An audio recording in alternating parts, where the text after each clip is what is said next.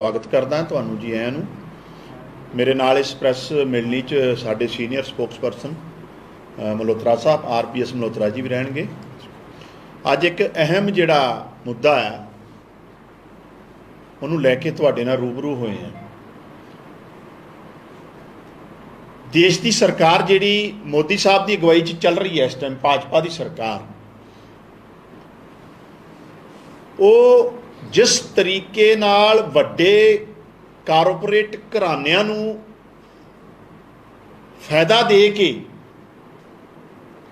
लगातार फायदे दे के आम सधारण देश के जिहड़े गरीब है, आम लोग हैं, गरीब भी छड्डो, जिहड़े ईवन मिडल क्लास है,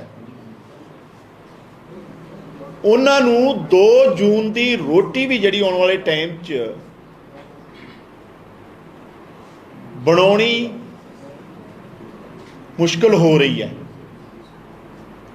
एक स्टडी अज आई है जिहदे हिसाब नाल मोदी साहब की सरकार ने पिछले 6 सालां च 10 लाख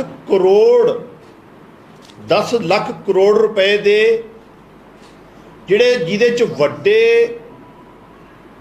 कारपोरेट घराने, वड्डे रसूखदार जिन्हां ने 10 लाख करोड़ तो वध बैंकों तो करजा लिया सी, राइट ऑफ करते, राइट ऑफ, यानी कि देश के किसानों का करजा माफ करने लई 1 रुपया नहीं है मोदी साहब की सरकार को।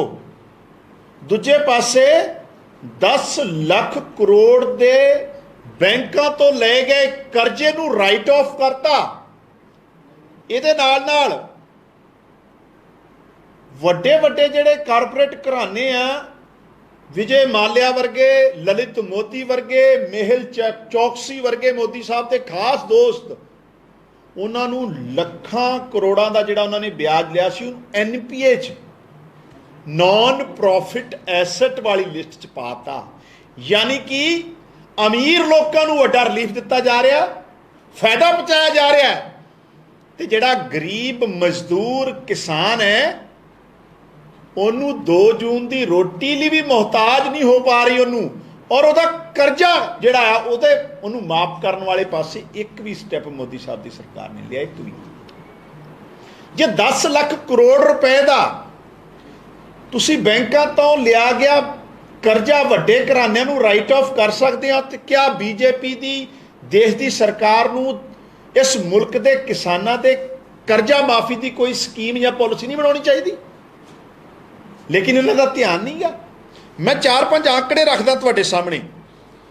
पिछले 5 सालों च 16 लाख रुपया देश की सरकार ने एक्साइज ड्यूटी के राही इकट्ठा किया, एक्साइज ड्यूटी के राही,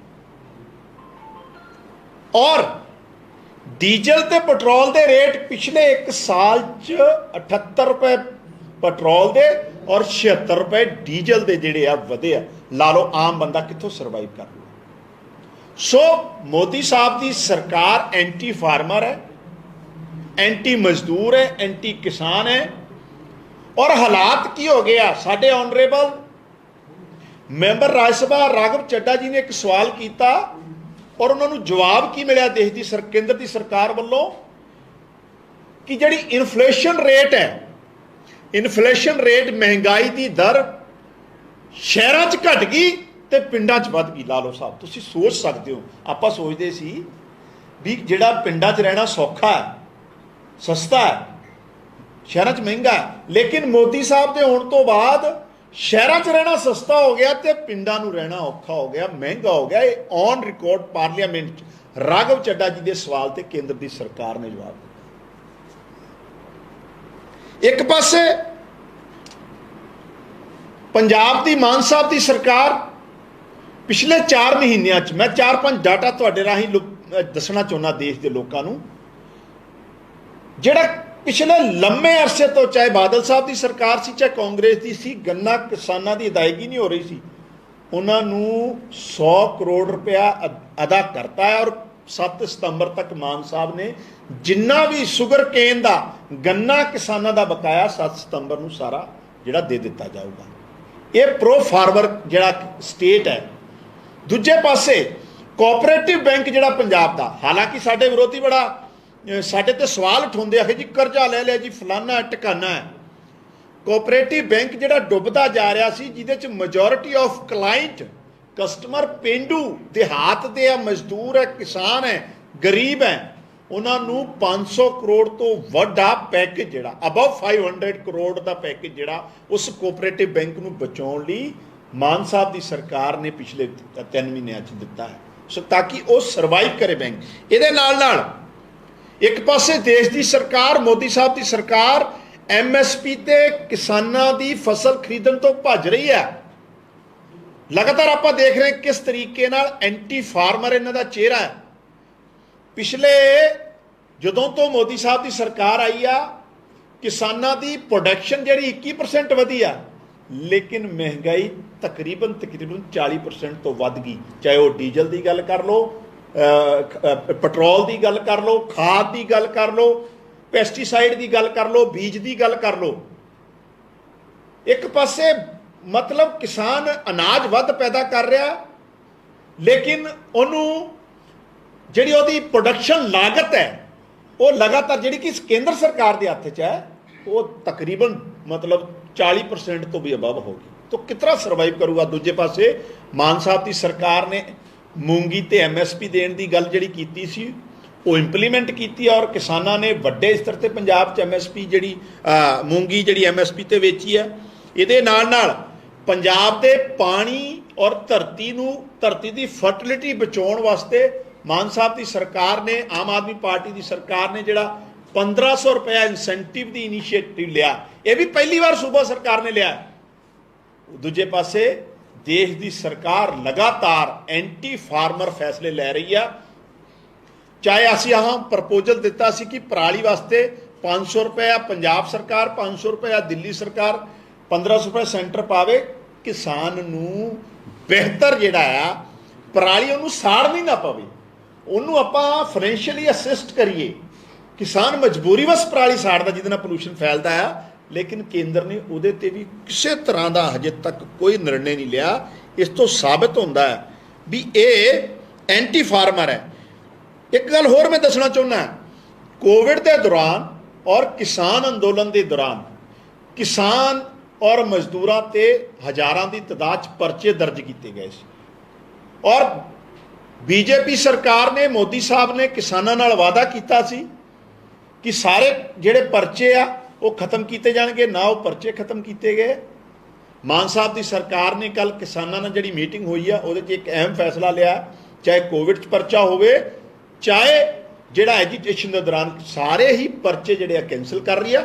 ਔਰ ਜਿਹੜੇ ਕਿਸਾਨ ਪਰਿਵਾਰਾਂ ਦੇ ਜਿਹੜੇ ਜੀ ਉੱਥੇ ਸ਼ਹੀਦ ਹੋਏ ਸੀ ਉਹਨਾਂ ਨੂੰ 5-5 ਲੱਖ ਰੁਪਇਆ ਔਰ ਹਰੇਕ ਪਰਿਵਾਰ ਨੂੰ ਇੱਕ ਨੌਕਰੀ, ਜੀ ਨੂੰ ਹਰੇਕ ਪਰਿਵਾਰ ਦੇ ਇੱਕ ਮੈਂਬਰ ਨੂੰ ਨੌਕਰੀ ਦੇਣ ਦੀ ਜਿਹੜੀ ਪ੍ਰਕਿਰਿਆ ਉਹ ਚੱਲ ਰਹੀ ਹੈ। ਔਰ ਮੋਸਟਲੀ ਲੋਕਾਂ ਨੂੰ 5 ਲੱਖ ਰੁਪਇਆ ਦੇ ਦਿੱਤਾ ਗਿਆ ਮਾਨ ਸਾਹਿਬ ਦੀ ਸਰਕਾਰ ਵੱਲੋਂ, ਔਰ ਨੌਕਰੀ ਵੀ ਦੇ ਦਿੱਤੀ ਗਈ ਜਿਹੜੇ ਪੈਂਡਿੰਗ ਹੈ ਅਗਸਤ ਦੇ ਮਹੀਨੇ 'ਚ ਉਹ ਕਰਨ।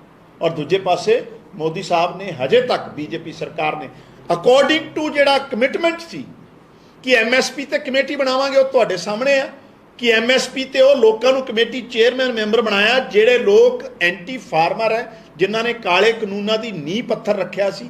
ਉੱਥੋਂ ਉਹਨਾਂ ਦਾ ਚਿਹਰਾ ਨਾ ਕਿਸਾਨਾਂ ਤੇ ਜਿਹੜੇ ਪਰਚੇ ਦਰਜ ਕੀਤੇ ਗਏ ਸੀ, ਨਾ ਹਜੇ ਤੱਕ ਉਹ ਕੋਈ ਪਰਚੇ ਮਾਫ ਕੀਤੇ ਆ।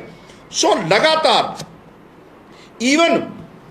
ਈਵਨ ਜਿਹੜਾ GST ਹੈ, ਜਿਹੜੀ ਮੈਂ ਦੱਸੀ ਕਿ 16 ਲੱਖ ਕਰੋੜ ਰੁਪਇਆ ਇਹਨਾਂ ਨੇ ਜਿਹੜਾ ਪਿਛਲੇ 6 ਸਾਲਾਂ 'ਚ ਐਕਸਾਈਜ਼ ਪਾਲਿਸੀ ਤੋਂ ਕਮਾਇਆ ਦੇਸ਼ ਦੀ ਸਰਕਾਰ ਨੇ 16 ਲੱਖ। ਉਹਦੇ ਨਾਲ ਜਿਹੜੀਆਂ ਖਾਣ ਪੀਣ ਦੀਆਂ ਚੀਜ਼ਾਂ ਹੈ, ਚਾਹੇ ਉਹ ਦੁੱਧ ਹੈ, ਮੱਖਣ ਹੈ, ਦਹੀਂ ਹੈ, ਲੱਸੀ ਹੈ, ਆਟਾ ਹੈ, ਦਾਲ ਹੈ, ਉਹਦੇ ਤੇ GST ਲਾ ਦਿੱਤੀ। ਈਵਨ ਦਰਬਾਰ ਸਾਹਿਬ ਦੀਆਂ ਸਰਾਵਾਂ ਤੇ ਵੀ GST ਲਾ ਦਿੱਤੀ। ਸੋ ਸਪਸ਼ਟ ਹੈ ਕਿ BJP ਸਰਕਾਰ ਪ੍ਰੋ ਕਾਰਪੋਰੇਟ ਹੈ। ਲਗਾਤਾਰ ਵੱਡੇ ਰਸੂਖਦਾਰ, ਸਰਮਾਏਦਾਰ ਕਾਰਪੋਰੇਟ ਘਰਾਣਿਆਂ ਨੂੰ, ਅਮੀਰ ਘਰਾਣਿਆਂ ਨੂੰ ਮਦਦ ਕਰ ਰਹੀ ਹੈ, ਚਾਹੇ ਉਹ 10 ਲੱਖ ਕਰੋੜ ਦਾ ਬੈਂਕਾਂ ਦਾ ਰਾਈਟ ਆਫ ਦੀ ਗੱਲ ਹੋਵੇ, ਚਾਹੇ ਵੱਡੇ ਜਿਹੜੇ ਕਾਰੋਬਾਰੀਆਂ ਨੇ ਕਰਜ਼ਾ ਲਿਆ ਸੀ ਉਹਨਾਂ ਦਾ NPA ਦੀ ਲਿਸਟ 'ਚ, ਨਾਨ ਪ੍ਰੋਫਿਟ ਐਸਟ ਦੀ ਲਿਸਟ 'ਚ ਪਾਉਣਾ ਹੋਵੇ, तो ये बिहाइंड द कर्टन बैकडोर सीधा सीधा उन्होंने फायदा है। तो दूजे पासे देश के किसानों का 1 रुपया भी जिहड़ा करजा है वो मोदी साहब की सरकार ने हजे तक माफ़ करने वाले पासे नहीं तुरी।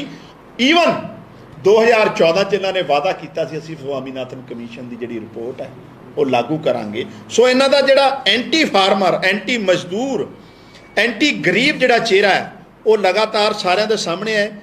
और मान साहब की जिस सरकार की मैं लास्ट खत्म करूँगा, मान साहब की सरकार ने कल भी किसान जथेबंदियों नाल मीटिंग की, बड़ी डिटेल 4 घंटे मीटिंग हुई।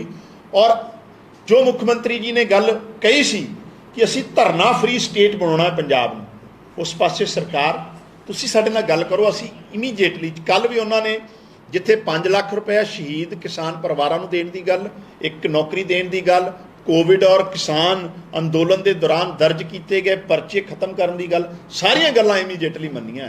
और नाल मूंगी की जिहड़ी खरीद 31 जुलाई तक होनी सी, उहदी जिहड़ी डेट हुण 10 अगस्त तक वधा दी गई। सो ये स्पष्ट हुंदा है कि लिमिटेड रिसोर्स होने के बावजूद और साफ नीयत और नीति होने के कारण आम आदमी पार्टी की सरकार प्रो वैलफेयर, प्रो फार्मर फैसले ले रही है। और देश की मोदी सरकार लगातार पिछले 2014 तो 8 साल हो गया वड्डे रसूखदार कारपोरेट घरानिਆਂ ਨੂੰ फायदा दे रही है और किसानों की जिहड़ी कमर है लक वो तोड़न का काम कर रही है। अच्छा, अज जिहड़ा पीजीआई ਦੇ ਵਿੱਚ ਅੱਜ आयुष्मान ਦੇ तहत ਉਹ ਬੰਦ ਕਰ ਦਿੱਤਾ ਗਿਆ, ਕਹਿੰਦੇ कि सरकार ਤੇ बहुत सारे बिल खड़ा ਵਾ ਲੋਕਾਂ ਦਾ, ਉਹ क्लीयर नहीं है ਉਹਦੇ ਬਾਰੇ। हाँ बिल्कुल, बड़ा वाजिब सवाल। आयुष्मान जिहड़ी योजना आ देश की केंद्र सरकार की, जिहदे 60% उन्होंने देना, 40% सूबे ने हिस्सा पाना है, उन्होंने लैके खबर जिहड़ी तुसीं जिक्र कर रहे हो। देखो मैं स्पष्ट करना चाहुंदा तुहाडे राहीं, आयुष्मान योजना बंद नहीं की, सारा मैटर इन्वेस्टिगेट हो रहा है, सीएम साहब द्वारा उसकी मॉनिटरिंग हो रही है। बिकॉज आयुष्मान जिहड़ी योजना उहदे राहीं भी करोड़ां रुपया के घपले जिहड़े आ उहदे दोष है, अंदेशे आ, और पैसा रोकिया नहीं गया, सिर्फ तो सिर्फ इन्वेस्टिगेशन का मामला है। और बहुत इमीजिएटली सीएम साहब इस ते फैसला ले लेंगे। असी पंजाब के लोगों का बेहतर सेहत सहूलतां देने की कमिटमेंट की है, उहदे वास्ते पासे रवांगे। हाँ, लेकिन जिहड़े घपले घोटाले स्कैम होए, और तुसीं देखिया होना नॉट ओनली आयुष्मान, ईवन जिहड़ा अनाज घोटाला होया सी 31,000 करोड़ का, जिहदी 300 करोड़ की किस्त असीं हर साल दे रहे हैं। और पिछले दिनों जिहड़ा SC बच्चों की स्कॉलरशिप वाला भी आया कि 2017 तो बाद 2017 तो 20 तक 3,000 करोड़ रुपया सेंटर वालों आया, तो पता ही नहीं लग रहा किधर गया। उसकी इन्वेस्टिगेशन भी सीएम साहब ने मार करती है। सो ये चीज़ उहदे नाल जुड़ी हुई है। आयुष्मान जिहड़ी योजना है उहदे ते पाबंदी कोई नहीं है, कोई पैसा नहीं रोकिया। लेकिन हाँ, इन बिटवीन कुछ दोष आए सी, कुछ जांच के मामले आए सी, उहदे करके सीएम साहब ने वो सारी रिपोर्ट मंगी है और इमीजिएटली उत्ते फैसला।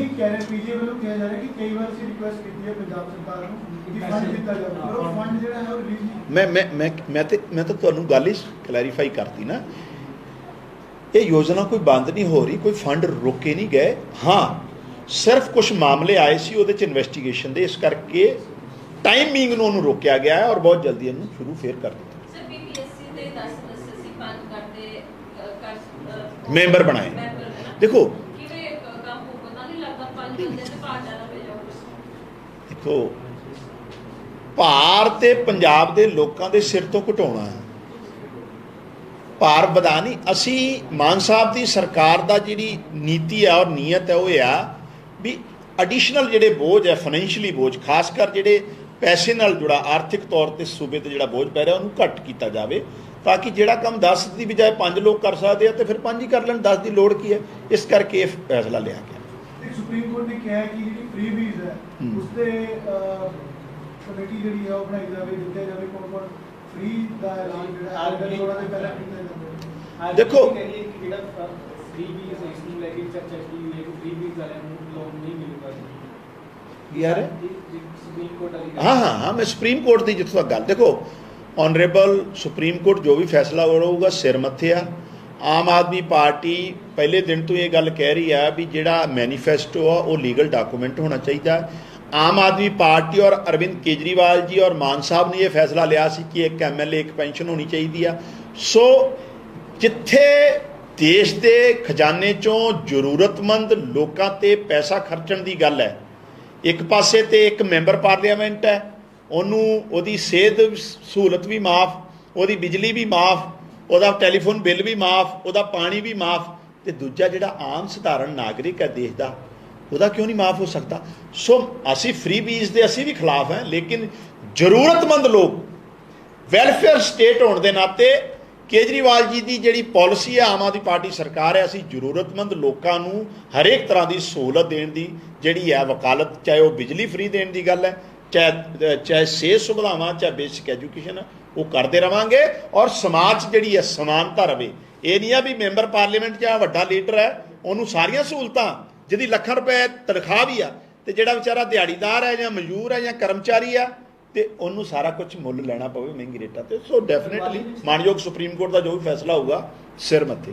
साहब एंटी करप्शन हेल्पलाइन आपने लॉन्च की थी, ऑलमोस्ट 4 महीने हो गए जी। आप ये बता दीजिए कि अब तक कितने कंप्लेंट्स आपके पास आई हैं और किस तरह की हैं, थोड़ा डेटा अपडेट। देखो एग्जैक्ट डेटा तो फिर मैं आपको अगली बार दे दूंगा, लेकिन करप्शन जो एक्शन लाइन थी, जो मान साहब ने इनिशियल स्टेज पे ही शुरुआत की थी, आप जदों ही सरकार बनती है उदों ही शुरू करती, पंजाबी च करा हिंदी में, तो नो डाउट डेफिनेट करप्शन को लेकर आम आदमी पार्टी की जो जीरो टॉलरेंस है उस पर बहुत सारे एक्शन हुए, चाहे एक्स मिनिस्टर हों, प्रेजेंट मिनिस्टर हों, IAS ऑफिसर्स उसमें हैं, तहसीलदार हैं, पटवारी हैं, कई पुलिस के डिपार्टमेंट के लोग भी हैं, तो डेफिनेटली उसके बहुत अच्छे रिजल्ट आ रहे हैं। एग्जैक्ट जो डाटा है मैं आपके सामने अगली बार रख दूंगा, लेकिन करप्शन एक्शन लाइन के आधार पे पंजाब में बहुत बड़े स्तर पर करप्शन पे लगाम लगी है, और जो भी मामले सामने आ रहे हैं इमीडिएटली उस पर एक्शन हो रहा है। एग्जैक्ट डाटा तो इस टाइम मेरे भी नहीं ध्यान च, लेकिन काफ़ी लंबी लिस्ट है। कुछ ऐसा कह रहा था कि जो सिटीजन्स हैं वो अपने लेवल पे स्टिंग कर रहे हैं ऑफिसर्स का। कौन? जो कंप्लेनेंट है उन्होंने 3000 के करीब जो ऑडियो और दूसरे सबूत आपको दिए हैं, वो उन्होंने अपने लेवल पे नहीं, मेरे को उसके बारे में जानकारी नहीं। ਸਰ ਬਰਗਾੜੀ ਨੂੰ ਲੈ ਕੇ 3 ਮਹੀਨੇ ਦਾ ਸਮਾਂ ਹੋ ਗਿਆ ਸੀਗਾ ਉੱਥੇ। ਪਹਿਲਾਂ ਜਿਹੜਾ ਇਨਸਾਫ ਮੋਰਚਾ ਲੈਵਲ ਚੱਲ ਰਿਹਾ, ਉਸ ਤੋਂ ਬਾਅਦ ਹੁਣ 15 ਦਿਨ ਦਾ ਹੋਰ ਜਿਹੜਾ ਟਾਈਮ ਦਿੱਤਾ ਕਿ 15 ਦਿਨ ਬਾਅਦ ਕੋਈ ਰਣਨੀਤੀ ਬਣਾਈ ਜਾਊਗੀ, ਤੇ ਉੱਥੇ ਸਪੀਕਰ ਸਾਹਿਬ ਵੀ ਪਹੁੰਚਦੇ ਨੇ, ਉਹ ਵਿਸ਼ਵਾਸ ਪਾ ਕੇ ਕਹਿੰਦੇ ਨੇ ਕਿ ਜੋ ਤੁਸੀਂ ਜਿੰਨਾ ਟਾਈਮ ਤੁਸੀਂ ਰਹੋਗੇ ਉਹਨਾਂ ਅਸੀਂ ਕਰਾਂਗੇ। ਪਰ ਉਸ ਤੋਂ ਬਾਅਦ ਉਹਨਾਂ ਨੇ ਜਦੋਂ ਸਾਡੀ ਗੱਲ ਹੋਈ, ਉਹ ਕਹਿੰਦੇ ਨੇ ਕਿ ਟਾਈਮ ਸਾਡੇ ਵੱਲੋਂ ਤਾਂ ਸਾਨੂੰ ਅੱਜ ਇਨਸਾਫ ਮਿਲ ਜਾਣਾ ਚਾਹੀਦਾ ਹੈ, ਤੇ AG ਦੀ ਨਿਯੁਕਤੀ ਨੂੰ ਲੈ ਕੇ ਉਹਨਾਂ ਨੇ ਸਵਾਲ ਖੜੇ ਕੀਤੇ ਕਿ ਇਹ ਸਭ ਤੋਂ ਪਹਿਲਾਂ ਬਦਲਿਆ ਜਾਵੇ। ਦੇਖੋ ਮੈਂ ਅੱਗੇ ਵੀ ਇਹ ਗੱਲ ਕਹੀ ਸੀ ਉਸ ਦਿਨ ਵੀ ਜਿਹੜਾ ਗੁਰੂ ਸਾਹਿਬ ਦੀ ਬੇਅਦਬੀ ਨਾਲ ਜੁੜਿਆ ਮਾਮਲਾ ਹੈ, ਉਸ ਮਾਮਲੇ ਤੇ ਜਿਹੜੀ ਲਗਾਤਾਰ ਦੇਰੀ ਹੋਈ ਆ ਉਹਦੇ ਕਾਰਨ ਇਹ ਰਹੇ ਆ, ਇੱਕ ਤੇ ਜਿਹੜਾ ਪ੍ਰੋਸੀਕਿਊਸ਼ਨ ਦੇ ਦੌਰਾਨ ਫੇਵਰਿਜ਼ਮ ਹੋਇਆ, ਪ੍ਰੋਪਰ ਇਨਵੈਸਟੀਗੇਸ਼ਨ ਨਾਲ ਰਿਲੇਟਡ ਅਫਸਰਾਂ ਤੇ ਭਰੋਸਾ ਨਹੀਂ ਕੀਤਾ ਗਿਆ, ਔਰ ਪੂਰੀ ਜਿਹੜੀ ਇਨਵੈਸਟੀਗੇਸ਼ਨ ਪ੍ਰਕਿਰਿਆ ਉਹ ਪਿਛਲੇ ਸਾਲਾਂ 'ਚ ਪ੍ਰਭਾਵਿਤ ਹੋਈ ਹੈ, ਚਾਹੇ ਉਹ ਬਾਦਲ ਸਾਹਿਬ ਦੀ ਸਰਕਾਰ ਸੀ, ਚਾਹੇ ਉਹ ਕੈਪਟਨ ਸਾਹਿਬ ਦੀ। ਲੇਕਿਨ ਮਾਨ ਸਾਹਿਬ ਦੀ ਸਰਕਾਰ ਨੇ ਵਾਅਦਾ ਕੀਤਾ, ਦੇਖੋ ਇਹ ਤੇ ਐਵੇਂ ਇਹੋ ਜਿਹੀ ਮੈਂ ਓਵਰ ਐਕਸਾਈਟਿਡ ਹੋ ਕੇ ਕੋਈ ਨਹੀਂ ਬਿਆਨ ਦੇ ਸਕਦਾ, ਲੇਕਿਨ ਇਹ ਬਹੁਤ ਹੀ ਇਮੋਸ਼ਨਲ ਸੰਜੀਦਾ ਮਸਲਾ ਹੈ। ਅਸੀਂ ਸਮਾਂ ਵੀ ਤਾਂ ਹੀ ਮੰਗਿਆ ਹੈ ਵੀ ਜਿਹੜੀ ਪ੍ਰੋਸੀਕਿਊਸ਼ਨ ਹੈ ਉਹ 'ਤੇ ਕਿਸੇ ਤਰ੍ਹਾਂ ਦਾ ਹੁਣ ਕੋਈ ਪ੍ਰਭਾਵ ਨਹੀਂ, ਕਿਸੇ ਦਾ ਫੇਵਰਿਜ਼ਮ ਨਹੀਂ ਹੈ, ਬਿਲਕੁਲ ਪਾਰਦਰਸ਼ੀ ਤਰੀਕੇ ਨਾਲ ਜਿਹੜੇ ਦੋਸ਼ੀ ਹੈ, ਚਾਹੇ ਉਹ ਵੱਡੇ ਹੋਣ ਛੋਟੇ ਹੋਣ, ਕੋਈ ਰਾਜਨੀਤੀ ਨਹੀਂ। ਰਾਜਨੀਤੀ ਜਦੋਂ ਮੈਂ ਕਹਿੰਦਾ ਉਹ ਤਾਂ ਕਹਿੰਦਾ ਹੈ ਕਿ ਇੱਕ ਸਰਕਾਰ ਨੇ ਤੇ ਵੋਟਾਂ ਦੇ ਖਾਤਰ ਮਾਫੀ ਦੇ ਦਿੱਤੀ ਸੀ, ਤੇ ਦੂਜੀ ਸਰਕਾਰ ਨੇ ਵੋਟਾਂ ਦੀ ਖਾਤਰ ਇੱਕ ਲਾਈਵ ਵਿਧਾਨ ਸਭਾ ਦਾ ਸੈਸ਼ਨ ਚਲਾ ਲਿਆ ਸੀ, ਲੇਕਿਨ ਇਨਸਾਫ ਨਹੀਂ। ਅਸੀਂ ਉਹ ਕੰਮ ਨਹੀਂ ਕਰਾਂਗੇ। ਅਸੀਂ ਪੂਰੀ ਪ੍ਰੋਸੀਕਿਊਸ਼ਨ, ਇਨਵੈਸਟੀਗੇਸ਼ਨ, ਔਰ ਸਮੇਂ ਦੀ ਗੱਲ ਹੈ, ਉਹ ਇਸ ਕਰਕੇ ਸਮੇਂ ਮੰਗਿਆ। ਮਾਣਯੋਗ ਸਾਡੇ ਸਪੀਕਰ ਸਾਹਿਬ ਨੇ ਗੱਲ ਕਹੀ ਉੱਥੇ ਜਾ ਕੇ, ਕਿਉਂਕਿ ਉਸ ਹਲਕੇ ਨੂੰ ਰਿਪਰੈਜ਼ੈਂਟ ਕਰਦੇ ਆ, ਕਿ ਜਿਹੜੀ ਪੂਰੀ ਪ੍ਰਕਿਰਿਆ ਲੀਗਲ ਕੰਪਲਿਕੇਸ਼ਨਸ ਉਸ 'ਚ ਇੰਨੀਆਂ ਪਾਈਆਂ ਗਈਆਂ, ਚਾਹੇ ਉਹ ਇਨਵੈਸਟੀਗੇਸ਼ਨ ਹੈ ਚਾਹੇ ਪ੍ਰੋਸੀਕਿਊਸ਼ਨ, ਉਹਨੂੰ ਦਰੁਸਤ ਕਰਕੇ ਸਰਕਾਰ ਜਿਹੜਾ ਹੈ ਲੋਕਾਂ ਨੂੰ ਇਨਸਾਫ ਦੇਣ ਦਾ ਕੰਮ ਕਰੂਗੀ, ਔਰ ਇਹ ਮਾਨ ਸਾਹਿਬ ਦੀ ਕਮਿਟਮੈਂਟ। AG ਨੂੰ ਲੈ ਕੇ ਤੇ ਦੂਸਰਾ ਉਹ ਇਹ ਵੀ ਗੱਲ ਕਹਿ ਰਹੇ ਨੇ ਕਿ ਜਦੋਂ ਵਾਅਦਾ ਸੀਗਾ ਉਦੋਂ ਤਾਂ 24 ਘੰਟੇ ਦਾ ਸੀ ਜਦੋਂ ਇਲੈਕਸ਼ਨ ਟਾਈਮ, ਪਰ ਹੁਣ ਸਮਾਂ ਕਿਉਂ ਲੱਗ ਰਿਹਾ 3 ਮਹੀਨੇ ਦਾ ਪਿੱਛੇ AG ਨੇ? ਸਮੇਂ ਦੀ ਮੈਂ ਤੁਹਾਨੂੰ ਦੱਸਤਾ ਵੀ ਸਮਾਂ ਕਿਉਂ ਲੱਗ ਰਿਹਾ, ਕੋਈ ਲੀਗਲ ਕੰਪਲਿਕੇਸ਼ਨਾਂ ਕਰਕੇ ਲੱਗ ਰਿਹਾ ਹੈ, ਕਿਸੇ ਨੂੰ ਬਚਾਉਣ ਦੀ ਗੱਲ ਨਹੀਂ ਹੋ ਰਹੀ। ਹਾਂਜੀ ਅਮਨ ਜੀ। ਪ੍ਰਗਟ ਸਿੰਘ ਨੇ ਟਵੀਟ ਕੀਤਾ ਹੈ ਕਿ ਸਕੂਲ ਐਜੂਕੇਸ਼ਨ ਬੋਰਡ ਦੇ ਅੰਦਰ ਕਿਤਾਬਾਂ ਮੁਹੱਈਆ ਨਹੀਂ ਹੋ ਰਹੀਆਂ ਬੱਚਿਆਂ ਨੂੰ, 4 ਮਹੀਨੇ ਜਿਹੜਾ ਹੈ ਚੱਲ ਰਿਹਾ, ਔਰ ਪੇਪਰ ਦੀ ਸ਼ੋਰਟੇਜ ਦੇ ਕਾਰਨ ਚੱਲ ਰਹੀ ਹੈ। ਉਸ ਤੇ ਕੀ ਸਰਕਾਰ ਕਰ? ਨਹੀਂ, ਬਹੁਤ ਸਾਰੀਆਂ ਕਮੀਆਂ ਹੈਗੀਆਂ ਸੀ, ਪ੍ਰਗਟ ਸਿੰਘ ਜੀ ਹੋਣਾ ਦੇ ਟਾਈਮ ਵੀ ਸੀਗੀਆਂ, ਔਰ ਉਸ ਤੋਂ ਪਹਿਲਾਂ ਵੀ ਸੀ, ਨੋ ਡਾਊਟ। ਚਾਹੇ ਉਹ ਪਿਛਲੇ ਦਿਨਾਂ 6000 ਤੋਂ ਉੱਪਰ ਤੇ ਅਪਾਇੰਟਮੈਂਟ ਲੈਟਰ ਦੇ ਦਿੱਤੇ ਗਏ ਆ, ਔਰ ਜਿਹੜੀ ਐਗਜ਼ਾਮੀਨੇਸ਼ਨ ਫੀਸ ਸੀ ਇਹਨਾਂ ਦੇ ਟਾਈਮ 1500 ਰੁਪਏ ਸੀ, ਉਹ ਵੀ ਘਟਾਈ ਹੈ ਮਾਨ ਸਾਹਿਬ ਨੇ ਬੱਚਿਆਂ ਨੂੰ ਕਿਸੇ ਤਰ੍ਹਾਂ ਦੀ। ਸੋ ਹੋਰ ਵੀ ਜਿਹੜੇ ਉਹਦੇ, ਹਾਲਾਂਕਿ ਐਜੂਕੇਸ਼ਨ ਮਹਿਕਮੇ 'ਚ ਬਹੁਤ ਸਾਰੇ ਰਿਫਾਰਮਸ ਦੀ ਜ਼ਰੂਰਤ ਹੈ, ਜਿਹਦੇ ਲਈ ਆਲਰੇਡੀ ਸਾਡੇ ਜਿਹੜੇ ਐਜੂਕੇਸ਼ਨ ਮਿਨਿਸਟਰ ਲੱਗੇ ਹੋਏ। ਬੱਚਿਆਂ ਨੂੰ ਕਿਤਾਬਾਂ ਮੁਹੱਈਆ ਨਹੀਂ ਹੋਈਆਂ, ਕਦੋਂ ਤੱਕ ਹੋ ਜਾਣਗੀਆਂ? ਨਹੀਂ, ਡੈਫੀਨੇਟ ਜੇ ਇਹੋ ਜਿਹੀ ਕੋਈ ਗੱਲ ਹੈਗੀ ਆ, ਵੈਸੇ ਮੇਰੇ ਧਿਆਨ 'ਚ ਤਾਂ ਨਹੀਂ ਹੈਗੀ, ਕੋਈ ਸਾਡੇ ਧਿਆਨ 'ਚ ਨਹੀਂ ਹੈਗੀ। ਜੇ ਅਸੀਂ ਫਿਰ ਵੀ ਜੇ ਤੁਹਾਨੂੰ ਲੱਗਦਾ ਕਿਸੇ ਇੱਕ ਦੋ ਥਾਵਾਂ ਤੇ ਐਵੇਂ ਦੀ ਕਿਤਾਬਾਂ ਦੀ ਸ਼ਾਰਟੇਜ ਆਈ ਹੈ ਤਾਂ ਜ਼ਰੂਰ ਦੂਰ ਕਰਾਂਗੇ। ਤੁਸੀਂ ਰਿਫਾਰਮਸ ਦੀ ਗੱਲ ਕਰ ਰਹੇ ਹੋ, ਅਨਚੇਤ ਚੈਕਿੰਗ ਜੋ ਹੋ ਰਹੀ ਹੈ, ਲਗਾਤਾਰ ਛਾਪੇ ਮਾਰੇ ਜਾ ਰਹੇ ਨੇ ਮਿਨਿਸਟਰ ਦੇ ਕਿੱਥੇ? ਹਰ ਥਾਂ ਅੱਛਾ। ਈਡੀਓ ਸਾਹਿਬ ਨੇ ਵੀ ਮਾਰਿਆ ਹੈਗਾ ਕਿ ਇਹ ਜੇ ਤੁਹਾਨੂੰ ਲੱਗਦਾ ਹੈ ਜੇ ਛਾਪੇ ਮਾਰੀ ਇਸ ਦੌਰਾਨ ਕੀ ਰਿਫਾਰਮਸ ਆ ਸਕਦੇ ਨੇ ਜਾਂ ਸਿਰਫ ਵੀਡੀਓ ਵਾਇਰਲ ਹੁੰਦੀ ਰਹਿ ਦੇਖੋ ਪਹਿਲਾਂ ਕਹਿੰਦੇ ਸੀ ਵੀ ਨਾ ਡੀਜੀਪੀ ਪੰਜਾਬ ਦਾ ਚੰਡੀਗੜ੍ਹ ਛੱਡਦਾ ਤੇ ਨਾ ਮੁੱਖ ਮੰਤਰੀ ਛੱਡਦਾ ਤੇ ਨਾ ਮੰਤਰੀ ਛੱਡਦੇ ਆ। ਸਾਡੇ ਟਾਈਮ ਦੇ ਆਉਣ ਦੇ ਬਾਅਦ ਚਾਹੇ ਉਹ ਡੀਜੀ ਸਾਹਿਬ ਹੋਣ ਸਾਡੇ, ਉਹ ਵੀ ਫੀਲਡ 'ਚ ਹੈ, ਚਾਹੇ ਸਾਡੇ ਮੰਤਰੀ ਸਾਹਿਬਾਨ ਹੋ, ਚਾਹੇ ਮਾਨਯੋਗ ਮੁੱਖ ਮੰਤਰੀ ਜੀ ਹੋਣ। ਬੇਸਿਕਲੀ ਜੇ ਅਸੀਂ ਗਰਾਊਂਡ ਜ਼ੀਰੋ ਤੇ ਜਾ ਕੇ ਗਰਾਊਂਡ ਰਿਐਲਿਟੀ ਨਾਲ ਜਾਣੂ ਨਾ ਹੋਵਾਂਗੇ, ਜੇ ਉਹਦੀ ਜਾਣਕਾਰੀ ਨਹੀਂ ਲਵਾਂਗੇ, ਤੇ ਸੁਭਾਵਿਕ ਤੌਰ ਤੇ ਤੁਸੀਂ ਵੀ ਸਮਝਦੇ ਹੋ ਕਿ ਜਿਹੜਾ ਪੂਰਾ ਇੱਕ ਸਿਸਟਮ ਹੈ ਕਿਸ ਤਰੀਕੇ ਨਾਲ ਅਵੇਸਲਾ ਆ, ਢਿੱਲਾ ਆ, ਮਤਲਬ ਹਰ ਤਰ੍ਹਾਂ ਦੀਆਂ ਕਮੀਆਂ ਉਹਦੇ 'ਚ। ਮੈਂ ਐਵੇਂ ਉਹਦੇ 'ਚ ਬਹੁਤ ਜ਼ਿਆਦਾ ਐਲੋਬਰੇਟ ਨਾ ਕਰਾਂ, ਲੇਕਿਨ ਦੇਖੋ ਜਿਹੜਾ ਕਿਸੇ ਡਿਪਾਰਟਮੈਂਟ ਦਾ ਮਹਿਕਮੇ ਦਾ ਮੰਤਰੀ ਜਾਂ ਹੈੱਡ ਹੈ, ਉਹਦਾ ਫਰਜ਼ ਬਣਦਾ ਹੈ ਕਿ ਆਪਣੇ ਡਿਪਾਰਟਮੈਂਟ ਦੇ ਰਿਲੇਟਡ ਇੰਸਟੀਚਿਊਟ ਜਾ ਕੇ ਪੂਰਾ ਮੁਆਇਨਾ ਵੀ ਕਰਨਾ, ਉਹਨੂੰ ਦੁਰਸਤ ਕੀਤਾ ਜਾ ਸਕਦਾ, ਕਿਉਂਕਿ ਚੁਣੌਤੀਆਂ ਬਹੁਤ ਹੈ ਸਾਡੇ ਸਾਹਮਣੇ।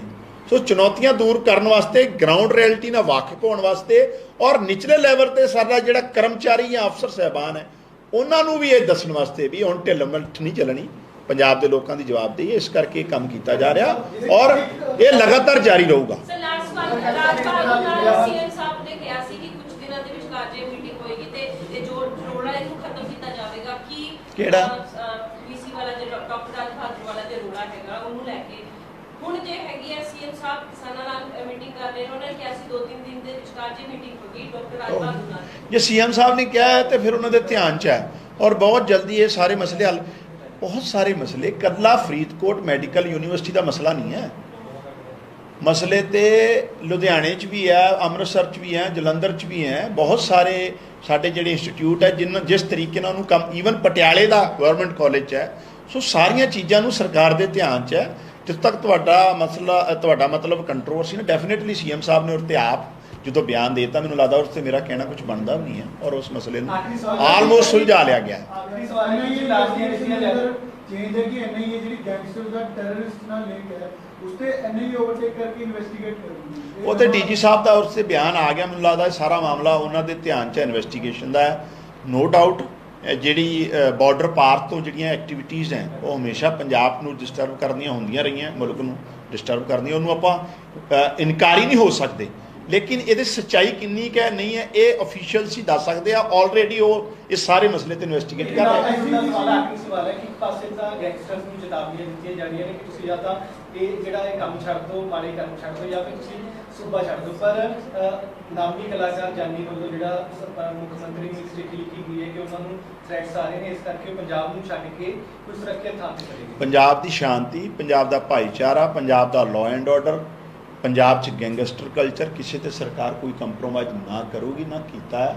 ਇਸੇ ਕਰਕੇ ਹੀ ਜਿਹੜਾ ਹੁਣ ਇਹ ਪੁੱਛ ਰਹੇ ਸੀ ਨਾ ਗਰਾਊਂਡ ਜ਼ੀਰੋ ਤੋਂ ਡੀਜੀ ਸਾਹਿਬ ਆਪ ਜ਼ਿਲ੍ਹਿਆਂ ਜਾ ਰਹੇ, ਸੋ ਉਹ ਸਾਰੀ ਕਵਾਇਦ ਇਸ ਕਰਕੇ ਹੋ ਰਹੀ ਆ ਵੀ ਉੱਪਰ ਤੋਂ ਲੈ ਕੇ ਨੀਚੇ ਤੱਕ ਪੂਰਾ ਸਿਸਟਮ ਹੁਣ ਐਕਟਿਵ ਹੈ, ਜਾਗਰੂਕ ਹੈ ਔਰ ਜ਼ਿੰਮੇਵਾਰ।